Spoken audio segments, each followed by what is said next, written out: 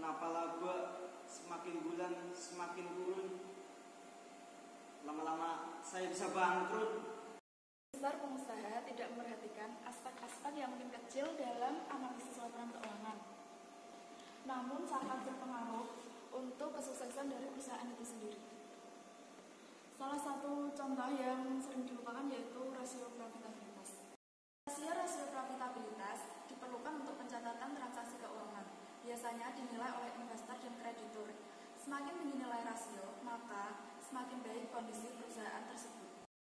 Jenis-jenis rasio profitabilitas yang sering dipakai yaitu margin laba kotor, margin laba bersih, return on asset, return on equity, return on sales, return on capital employed, return on investment, dan earning per share. Pertama yaitu margin laba kotor atau gross profit margin. Margin laba kotor merupakan rasio profitabilitas untuk menilai persentase laba kotor terhadap pendapatan dari penjualan perusahaan tersebut. Semakin besar nilai rasio, maka semakin baik atau semakin efisien kegiatan operasional perusahaan. Rumus untuk menghitung laba kotor yaitu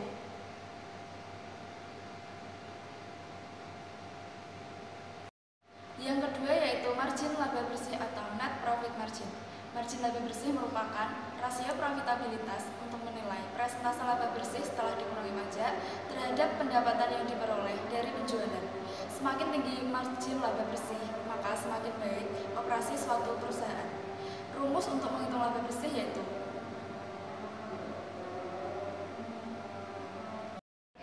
Yang ketiga, return of assets ratio merupakan tingkat pengembalian aset, merupakan rasio profitabilitas untuk menilai presentasi keuntungan atau laba yang diperoleh perusahaan terkait sumber daya atau total aset, sehingga efisiensi suatu perusahaan dalam mengelola asetnya bisa terlihat dari presentasi rasio ini.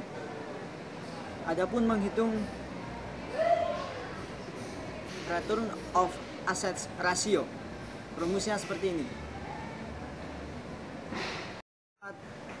Return of equity ratio merupakan rasio profitabilitas untuk menilai kemampuan perusahaan dalam menghasilkan laba dari investasi pemegang saham perusahaan tersebut yang dinyatakan dalam persentase.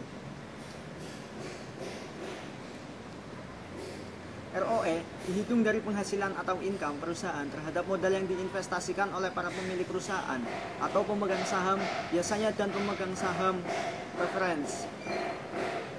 Rumusnya adalah return on sales ratio, merupakan rasio profitabilitas yang menampilkan tingkat keuntungan perusahaan setelah pembayaran biaya-biaya variabel produksi seperti upah pekerja, bahan baku, dan lain-lain sebelum dikurangi pajak dan bunga. Rasio ini menunjukkan tingkat keuntungan yang diperoleh dari setiap rupiah penjualan yang juga disebut margin operasional atau operating margin atau margin pendapatan operasional atau operating income margin. Rumusnya adalah selanjutnya adalah return on capital employed, merupakan rasio profitabilitas yang mengukur keuntungan perusahaan dari modal yang dipakai dalam bentuk persentase.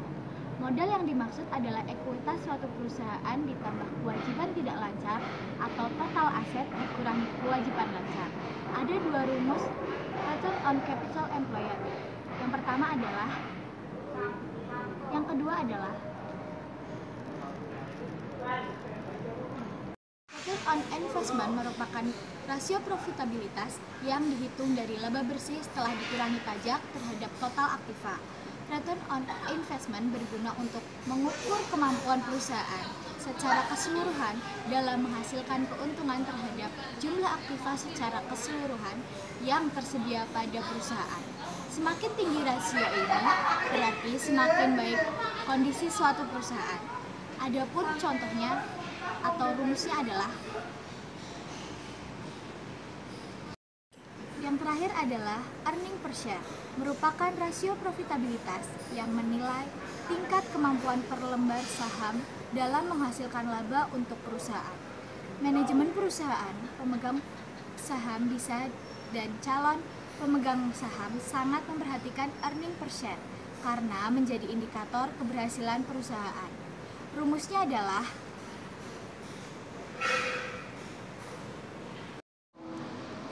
Jadi, itulah tadi penjelasan dari rasio profitabilitas dan jenis-jenisnya. Saya Jessica Ayuning Karasti. Saya Wahyu Rizkriansyah. Saya Rina Octaviana. Terima kasih telah menonton video kami. Jangan lupa like, komen, dan subscribe. See you.